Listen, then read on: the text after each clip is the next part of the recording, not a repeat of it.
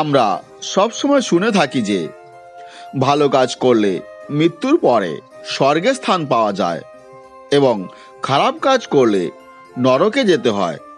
আর যারা নরকে যায় তাদের সেখানে শাস্তি ভোগ করতে হয়। কিন্তু এটা কি সত্যি? যদি সত্যি হয় তবে নরকে যাওয়া ব্যক্তিদের কোন শাস্তি দেওয়া হয়? এই সমস্ত প্রশ্নের উত্তর হিন্দু ধর্মগ্রন্থ গরুর পুরাণে দেওয়া হয়েছে।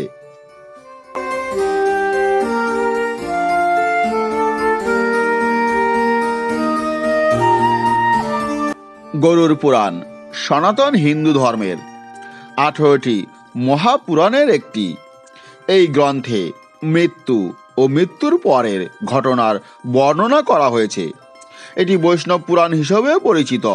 এতে ভগবান বিষ্ণু বিস্তারিতভাবে বলেছেন যে মৃত্যুর পর কাদের মোক্ষ লাভ হয় এবং কাদের নরকের শাস্তি ভোগ করতে হয়।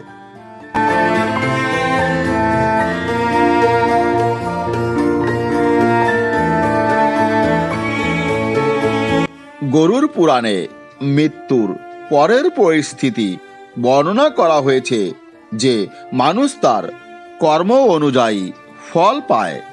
কর্ম অনুযায়ী ব্যক্তির আত্মা স্বর্গ বা নরকে পাঠানো হয়। গরুর পুরাণে প্রায় 36টি নরকের উল্লেখ রয়েছে, যেখানে বিভিন্ন ধরনের কঠোর শাস্তি দেওয়া হয়। গরুর পুরাণ অনুযায়ী যারা দেবতা এবং পিতৃপুরুষদের অপমান করে তারা মৃত্যুর পর সবসময় নরকেই যায়। আত্মার জন্য নরকের শাস্তি অত্যন্ত কষ্টকর।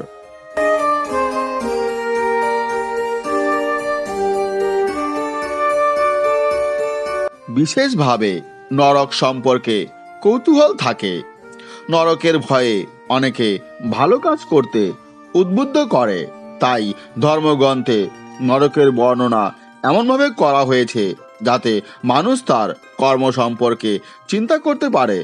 তো বন্ধুরা, চলুন আজ জেনে নেওয়া যাক শাস্ত্র অনুযায়ী নরক কোথায় আছে, এর কতগুলি প্রকার এবং কোন কর্মের জন্য কোন নরকে শাস্তি দেওয়া হয়।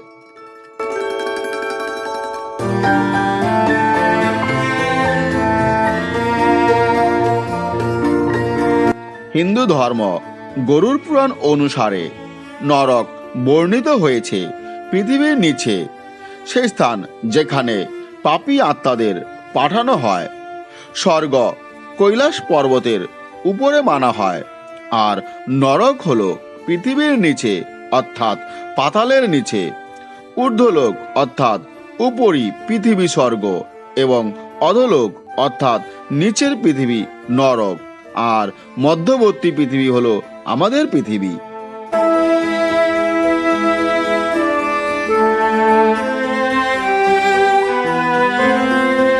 গরুর পুরাণ ভগবান বিষ্ণু এবং তার বাহন গরুরের মধ্যে কথোপকথনের ওপর ভিত্তি করে রচিত। এতে গরুর ভগবান বিষ্ণুর কাছে মৃত্যুর পরের অবস্থা, যমলোকের যাত্রা, নরক, প্রজাতি এবং পাপী মানুষের দুর্দশা সম্পর্কিত নানান রহস্যজনক প্রশ্ন করেন। এইসব প্রশ্নের উত্তর ভগবান বিষ্ণুই দিয়েছেন, আর এটিই হলো গরুর পুরাণ।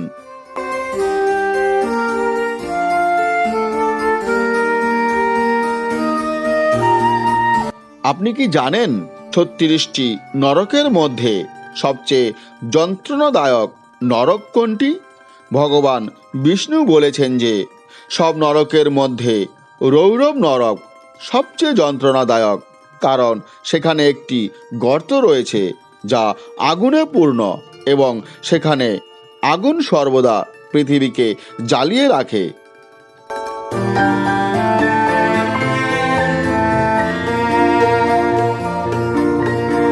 গরুর পুরাণে বর্ণিত নরকের প্রকার এবং নরকের শাস্তিগুলি হল এই রকম। মহাবিচি। মহাবিচি নামে নরক রক্তে পূর্ণ এবং সেখানে বড় বড় কাঁটা রয়েছে। গরু হত্যার কারণে আত্মাকে এই নরকে শাস্তি দেওয়া হয়। তাকে কাঁটায় ফুটো করা হয়।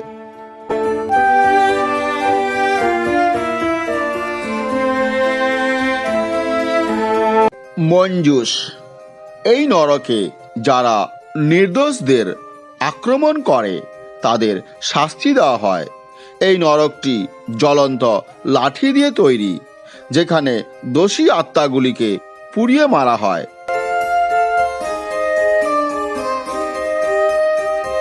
কুম্ভিপাক, এটি গরম বালি এবং আগুনের কোপে তৈরি। এই নরকে জমি ছিনতাই বা ব্রাহ্মণ হত্যা করার জন্য আত্মাকে শাস্তি দেওয়া হয়।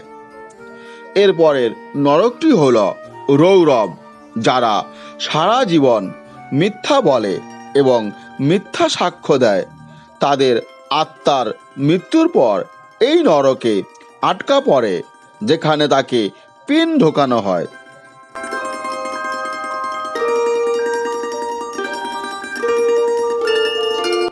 অপ্রতিষ্ঠিত, এই নরকে ধর্মীয় ব্যক্তিদের হত্যাকারীদের শাস্তি দেওয়া হয়।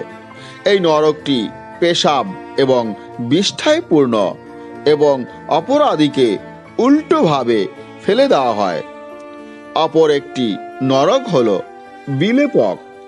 এই নরকে তাদের রাখা হয় যারা জীবনে মদ পান করেছেন এবং তাদেরকে আগুনেও পোড়ানো হয়।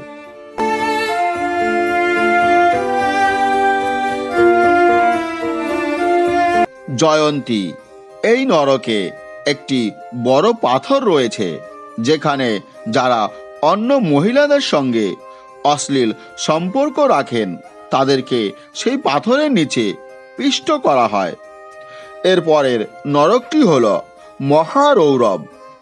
যারা ক্ষেত, বাগান, গ্রাম, ঘর ইত্যাদিতে আগুন লাগায় তারা এই নরকে জ্বলতে থাকে। এরপরের নরকটি হল তামিশ্রা। এই নরকে যমদূতরা তাদের আত্মাকে কঠোর অস্ত্র দিয়ে শাস্তি দেয় যারা চুরি করে।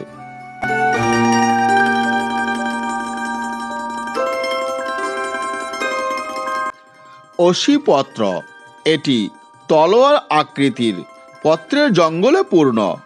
যারা তাদের বন্ধুদের বিশ্বাসঘাতকতা করে তাদের এই নরকে ফেলে দেওয়া হয়, যেখানে বছরের পর বছর ধরে এই পাতাগুলি ভেঙে তাদের জীবন নরকে পরিণত হয়। কদমল, কদমল হল এমন একটি নরক যেখানে জীবনে যারা পঞ্চযজ্ঞ করেন না তাদের এই নরকে ফেলে দেওয়া হয়, যা বিষ্ঠা, মূত্র এবং রক্তে পূর্ণ। অপর একটি নরক হল কাকল। এটি কীট এবং পোকায় পূর্ণ নরক। যারা অন্যদের ভাগ না করে শুধু নিজেদের জন্য সুস্বাদু খাবার খান তাদের এখানে ফেলে দেওয়া হয়।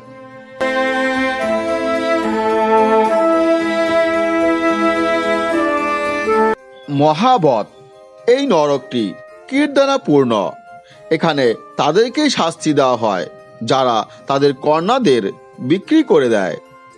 এরপরের নরকটি হল করমভালুকা।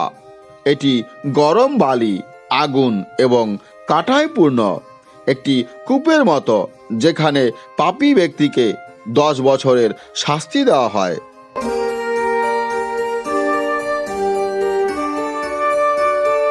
হ্যালো ফ্রেন্ডস, নরক সম্পর্কিত এই কাহিনীটি আপনাদের কেমন লেগেছে?